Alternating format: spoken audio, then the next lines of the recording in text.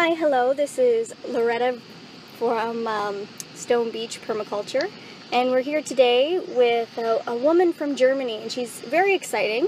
Her Instagram is very beautiful. You can find her at WildeKultur, and I'll give you a link to that site on stonebeach.permaculture.blogspot.com, and you can go and find her Instagram page through my feed.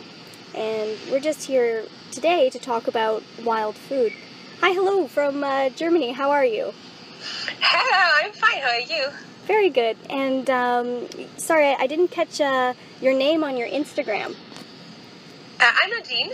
But I do the WildeKultur, which is the German name for wild culture. I do that together with my husband, Stefan. So we are two people. Oh, wonderful. And you're from Germany then? Yes, we live in southern Germany in the Black Forest. I don't know if you've ever heard of the Black Forest. Yes. I think it's famous for cake. Yes, definitely famous for cake. Yeah, that's and true. How is it like farming or foraging down there? Is it a little bit colder? You have a colder growing zone? Well, the thing is, we up in the mountains. It is 2 weeks. We are always 2 weeks later than people than the vegetation is down in the valley. Mm-hmm. So we have a very, very warm climate in the Rhine Valley, which is the closest valley to where we live. So that's particularly warm. They grow a lot of wine and fruit there, and then we have the mountain area, which is a bit colder, but well, we go up and down basically, so we have a very long period to forage, so that's quite nice. Yeah. So can you tell us a little bit about wild food in your area? What inspired you to go out and decide to go on this cooking journey with wild food?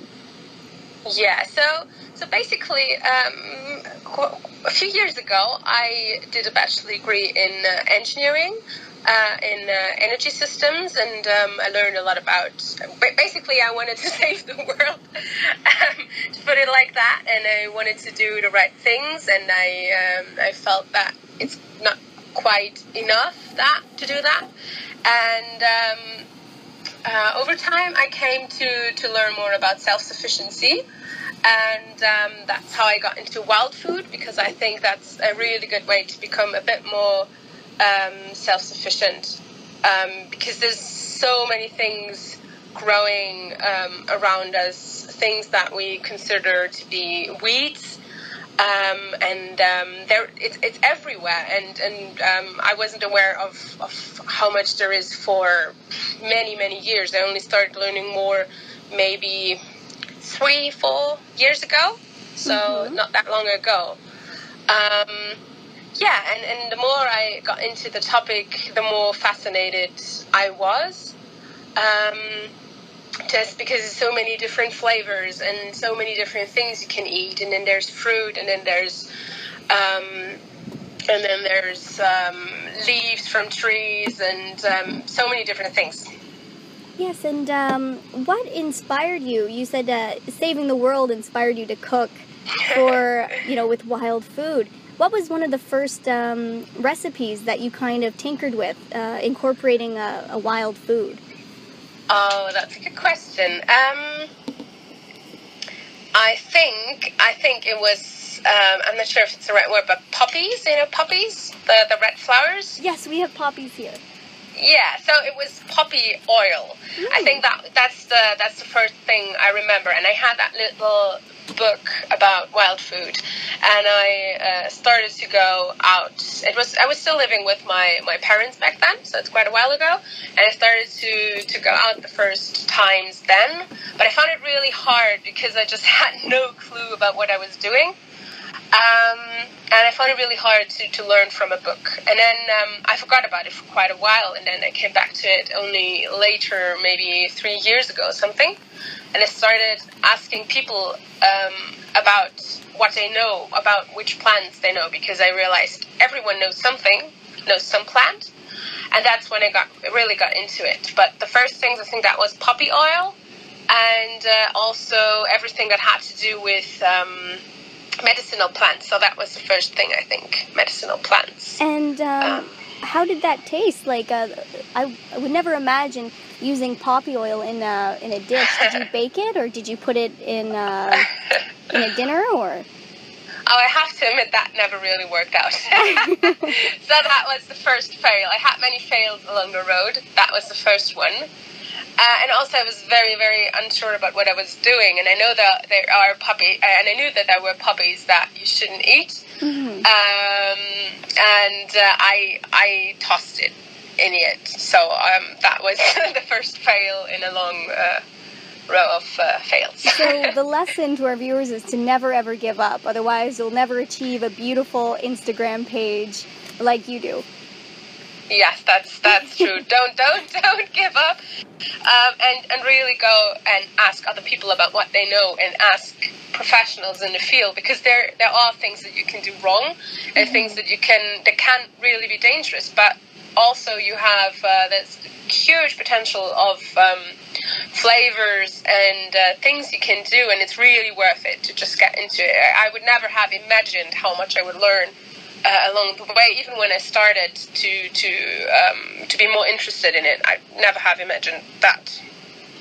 So if somebody wanted to get started on their wild food journey, what do you suggest would be their first steps?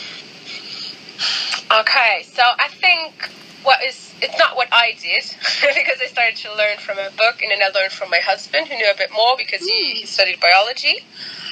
But what I would suggest to people is to really go on foraging walks, because I think that's where you can ask people who have experience. And experience is really important, because there are a lot of things that you can get wrong with that.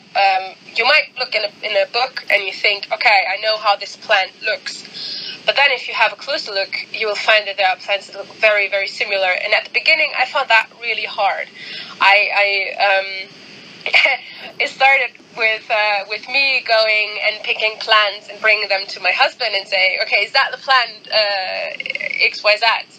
But I was wrong a lot of times, and I first had to get some sort of intuition and feeling for different plant shapes to really to safely forage. Mm-hmm. So I would recommend going on foraging walks, because there you can ask questions. There you can find people who have experience as well, and then you can see, maybe you can learn really well from books, from the internet. And the other thing is, always take more than one source and do a lot of research on one plant. Take one plant you're interested in, maybe it's dandelion, maybe it's nettles, or maybe something completely different, and just try to find as much information as possible about that one plant. And so you'd suggest maybe buying a few books then, or asking somebody who knows? Yes. Get more than one book, because you will always get different information in every book, and they're never completely complete. Yeah. Mm-hmm. And what do you take with you when you go foraging? Do you bring a backpack, or? Well, it depends. So we live on a farm in the middle of nowhere, basically. So I just have to step out of the house to have a lot of wild foods around me. So if I just go for a little bit and I go in the garden, I just take a basket and maybe some gloves if I want to pick nettles, and a pair of scissors. So that's the basics: basket, scissors, and gloves, I would say. Because I had a talk with a woman from Scotland. Her name was Monica Wilde, and she highly suggested nettles. And yeah. I could see where those gloves come into play. Yeah, that's true. So I think one thing that surprised me about wild food is that when you talk to people who have been foraging for a while, basically everyone says, okay, you should really try nettles. It's one of the plants that a lot of people recommend, and that's, I think, because of the amazing taste, and also because it's really easy to distinguish from from other plants. And you can do a lot of things with it. You can preserve it really well if you dry it, for example. You can use different parts. There's a lot of things that are really interesting about nettles.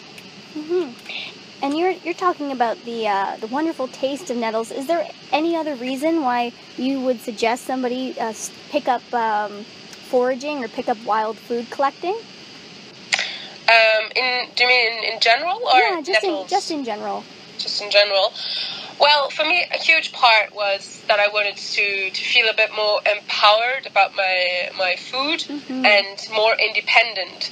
That was basically how I got into it. I was very much interested in self-sufficiency because I wanted to be a bit more independent from big supermarkets and the food industry, and just to know what's going on all around me. So that was one part, being more independent. I think that was the first reason. And today I would say a big reason for me now is I really love to go foraging. So to just grab a basket and really dive into nature, and not just walking around, but really doing something and coming home with something you can then enjoy. And also it's always an adventure.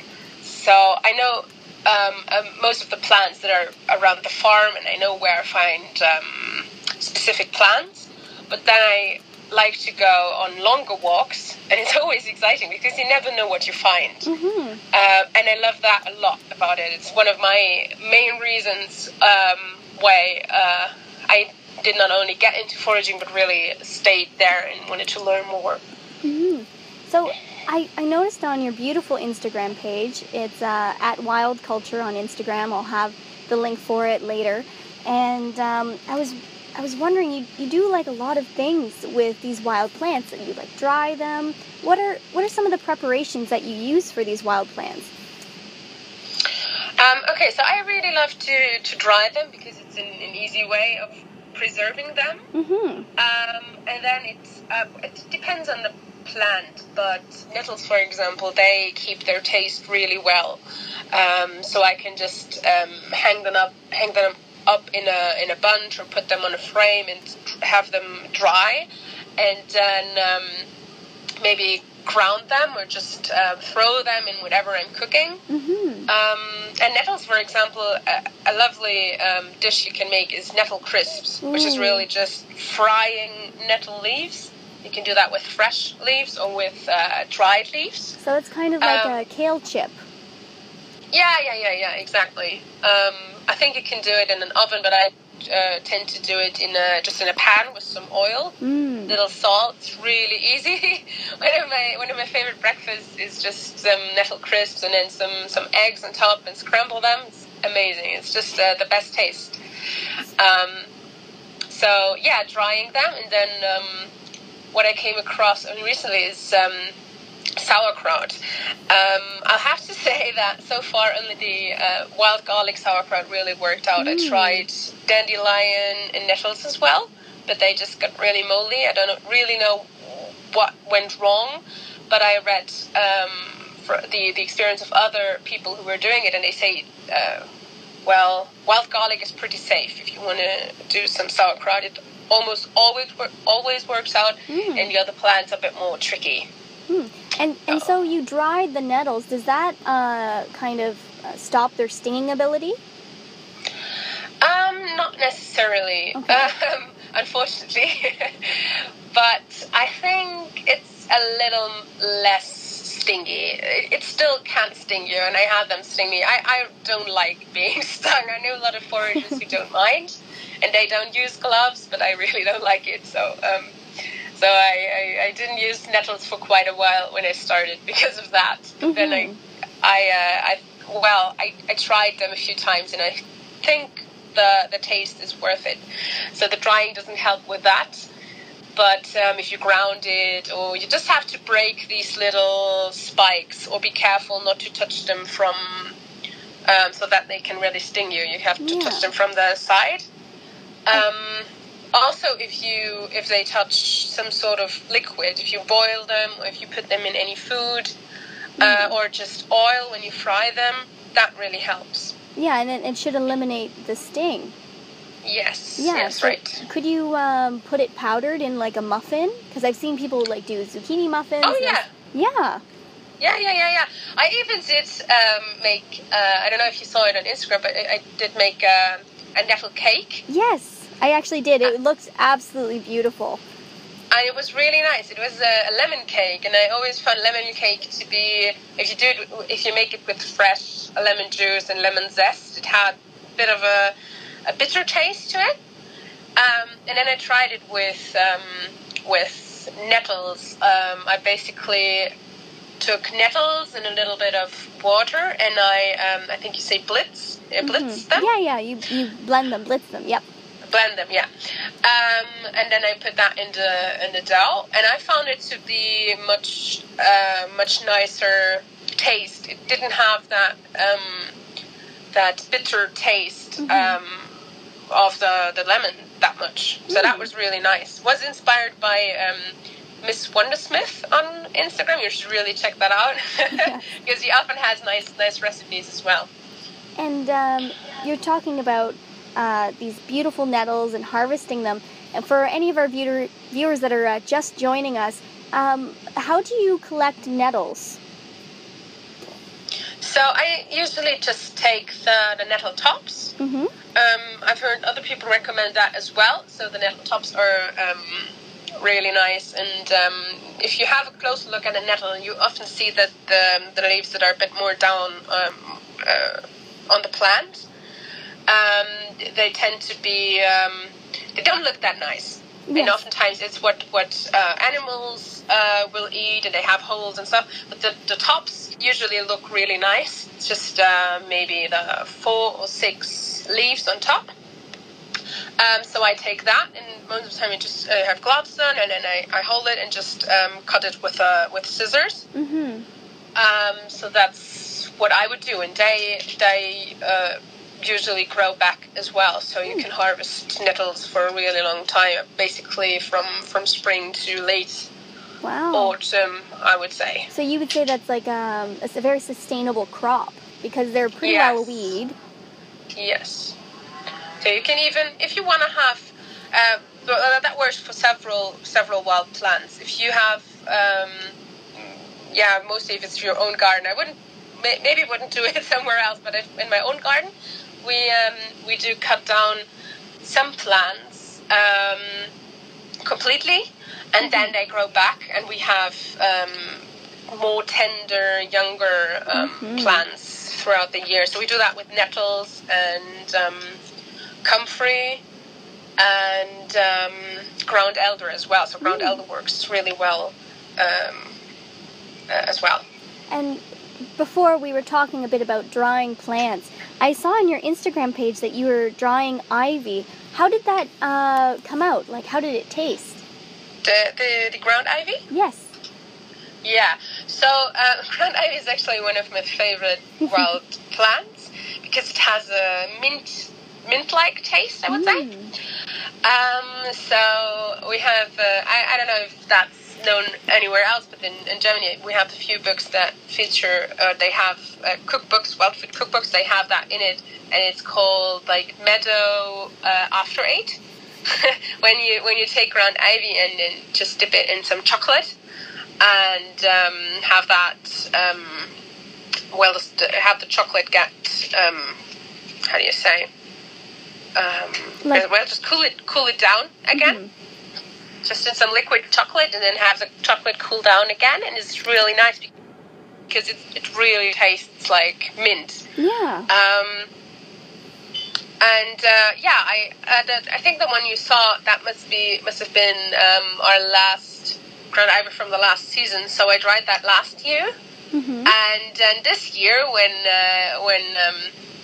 we got into spring, I thought, well, I'd like to clean that jar and put in some fresh ground ivy, and then I just took the leftovers and grounded them and had them next to my cooking space and just threw it in whatever dish I was making. I remember some scrambled eggs that was really nice, and soups. So with a lot of wild herbs, you can just throw them in most dishes and just have a very special taste to them. Yeah. And I saw on your Instagram, and again, we touched on this a little bit before, the topic of dandelions. Now, they're quite plentiful here, but you seem to use them in a culinary sort of way. Now, what do you use dandelion for?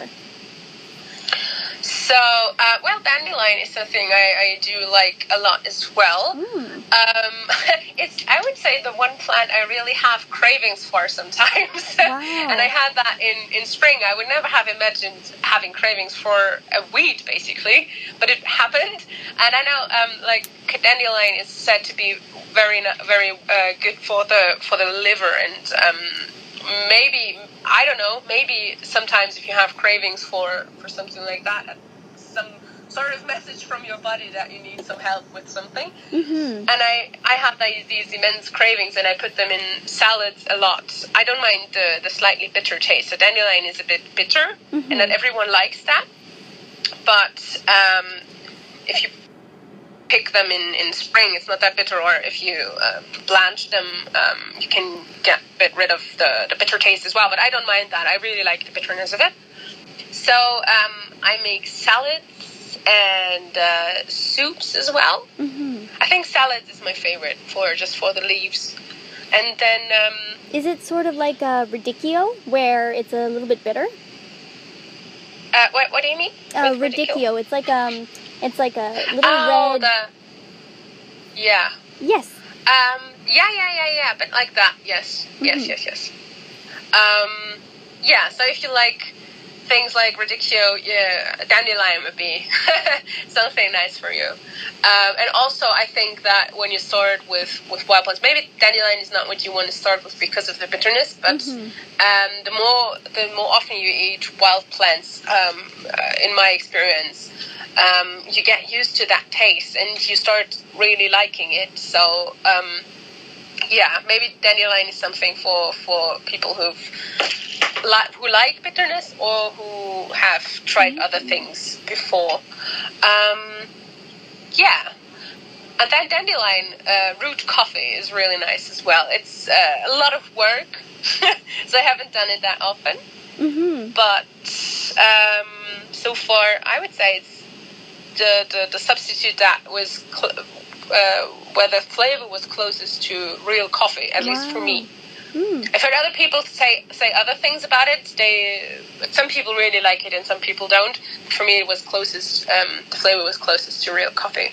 So, would you be able to walk us through that? Like, I know there's a roasting period, but I'm not too certain how to even tackle that. Yeah, sure. So, well, I don't know about what your area, but in Germany, first thing you have to know is that you're not allowed to dig up roots on other people's property. So you'd have to do it in your own garden. So what I like to do is for that purpose, I like to use the dandelion in my garden beds, because that's they're easy to dig up because it's rather crumbly. What do you say? It's nice and soil. Yeah. Yeah, the soil it's just easier in garden beds. And then you can also do it there. I wouldn't do it somewhere else. So that's the first thing. And then I cleaned them, which is a bit of a fuss. It's a bit of work. But I basically put them in a bowl with water and had something to scrub them, like a little brush. I tried to get them clean, and then I cut them in small pieces and had them dry for maybe 3 or 4 days. It really depends on where you dry them. So I put them on the frame that we use in the summer. We have it in our solar dehydrator in the garden. So it's just a wooden frame with a net, and I put it on there and had it dry in the kitchen.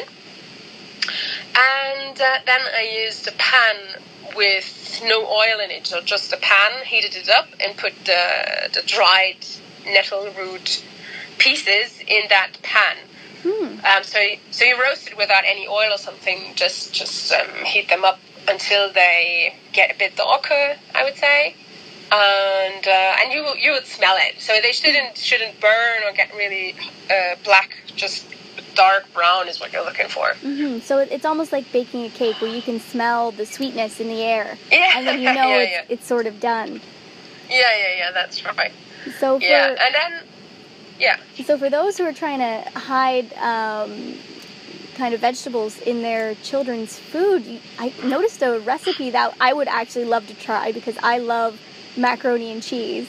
And you actually use dandelion in that, is that correct? Yeah, it's the, how do you call it, stalks or something? Yeah, the stalks. Yeah, the dandelion stalks, that's what I used. I saw that on Facebook a while ago, actually, in a wild plant group. So that's another hint as well. Just try, because you were asking earlier how can you get started, just get into different groups online, and that's where you discover things like that. And I'd never thought about that, and I found it just genius. And I tried it and loved it. And I just took the stalks basically and cooked them like you would cook pasta. Yes. So just in some salty water, and then you also lose some of the bitter flavor as well. So I would think that I've done a few courses with children anyway, and a lot of them love wild plants. Mm-hmm. But even if you have children that wouldn't like that bitter taste, I think they would eat it anyway. So it lost a lot of the bitter taste, and then I just really used it like pasta. Basically, it's just the same, just with some pesto. Mm-hmm. That was really good. And so for those who are super interested in collecting wild food, in your area you have a wild food exchange. How did you stumble upon this? Well, I actually started it because I was curious. Oh, congratulations! Thank you very much. Well, it was a bit selfish in a way because I wanted to learn more, and I know that there's still so much I have to learn. Some days I think, okay, I know a lot of wild plants and what to do with it and wild food. And other days I think, okay, I've just started. It is so much. And then there's, I know quite a bit about wild plants, but I don't know much about mushrooms. And I was mostly interested in learning more about mushrooms. And I thought, why not meet with people who know about mushrooms and tell them about wild plants, and then we have an exchange. And so I posted that in different forums. In Germany, we have something called food sharing, where we have a platform where people try to save food from being thrown away.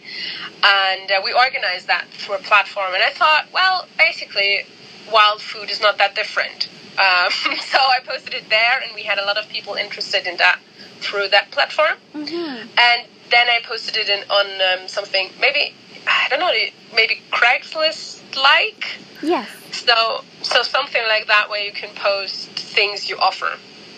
And I offered that for free, and then I think we had 15 people on the first time.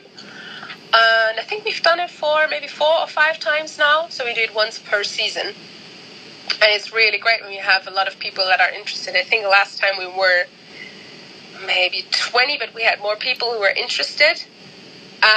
So it's growing as well. And it's just the nicest thing to meet with people who are interested in the same thing. And we just go for a walk maybe for 2 or 3 hours through different areas.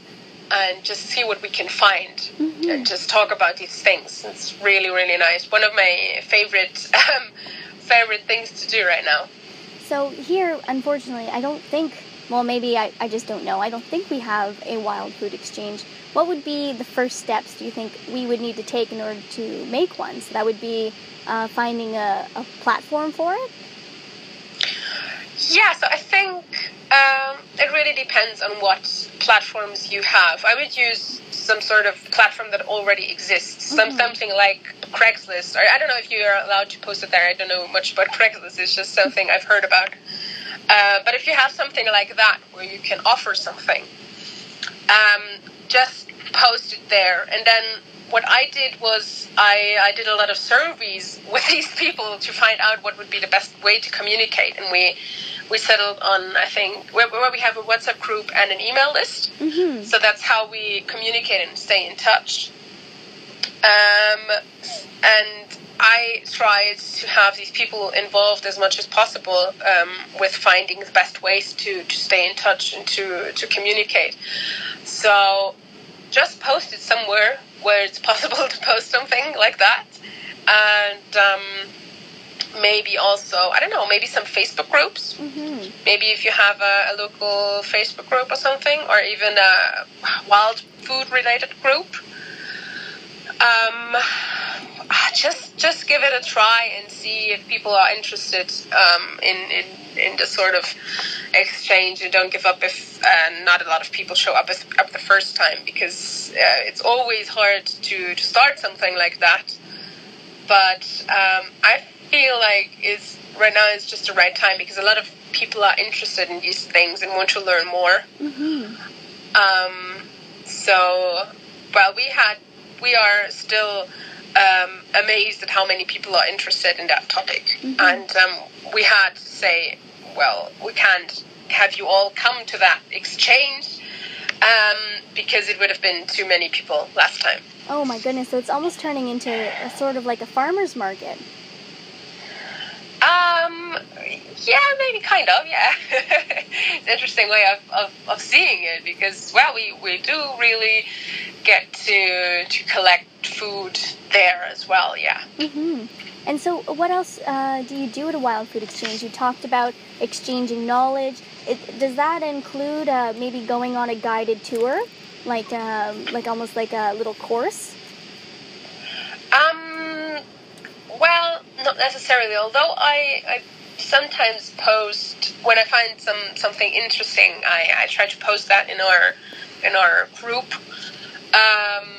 But mainly it's just that we have that set date where we meet up, and then we see whatever happens. So in winter there wasn't that much to forage for, but we met anyway, because there's still wild plants that you can forage for. So we decided we'll go on a little walk, and then we sat down in a cafe together, and everyone brought their favorite books. So that was something we did, which was really nice, because you didn't have to buy them all to try them. Yes. So you can just have a look. That was nice.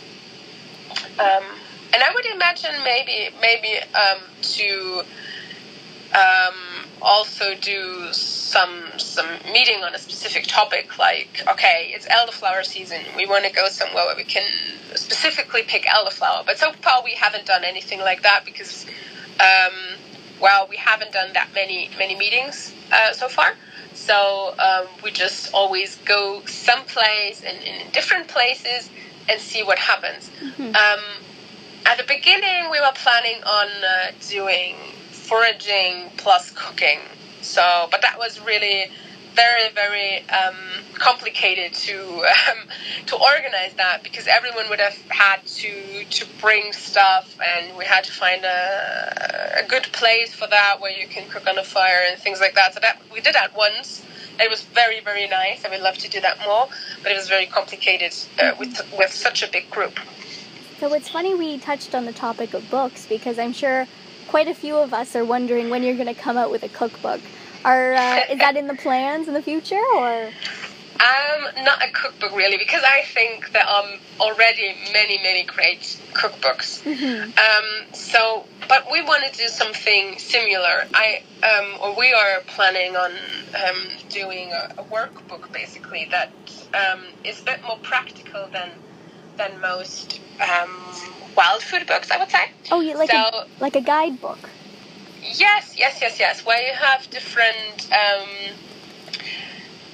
Well, it starts with showing you. Well, it is thought for people that are really starting out. Like I was in the beginning, I knew nothing basically, apart from maybe dandelion and nettles.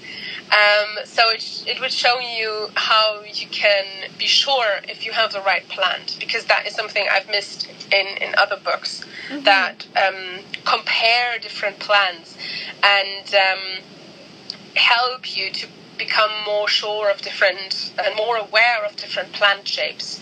So that's something that's really important to me, because I found that very hard at the beginning, and I think it's something that can become dangerous if you're not aware of that.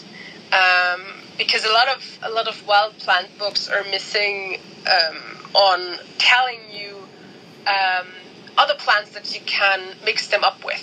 So that would be something. And then I don't know what we. It's just an idea so far. So it would be about foraging and how to safely identify plants, and then maybe some ideas for easy recipes as well. So that would be something we're planning on, but that will be in German, unfortunately. Well, I think I'm going to have to learn some. Someday. I'm definitely going to have to learn some German. I'm going to have to rely on my German friends. And we'll be eagerly watching you for your book to come out, hopefully. And if it does, I'll post it on www.stonebeachpermaculture.blogspot.com. And thank you very much, Nadine, from joining us all the way from Germany. Yeah, thank you for having me. You can find her at WildeKultur, I believe, on Instagram. And again, I'll have the link to that on my website.